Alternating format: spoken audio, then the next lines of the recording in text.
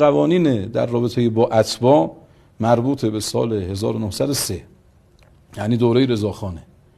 اون دوره یه قانونی برای مهاجرین یا برای مثلا فرض کن اتباع خارجی تبعه مثلا کشورهای دیگه ریخته شده. هنوز ما داریم با همون قوانین مهاجرین رو اداره میکنیم. بابا گذشت، الان 90 خورده ای سال گذشته از این ماجرا. 100 سال هیچ بروز رسانی صورت نگرفته، هیچ بازنگری صورت نگرفته.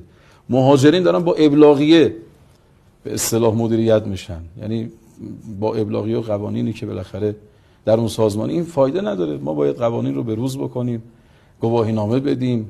عرضم به حضور شما که حتی اگر بتونیم آقا تابعیت بدیم، چه عیبی داره؟ یک مسئله بین المللی جهانی اسلامی هم هست.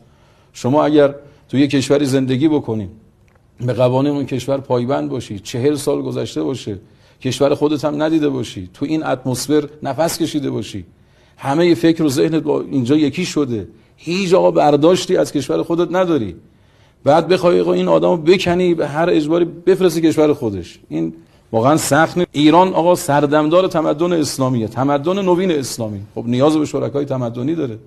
باید آقا مجموعه‌ای از افغانستانی ها، مجموعه‌ای از عراقی ها، مجموعه‌ای از پاکستانی ها، لبنانی ها، یمنی ها، ملت های منطقه رو با خودش همراه بکنه تا بتونه اون تمدن نوین اسلامی رو بسازه.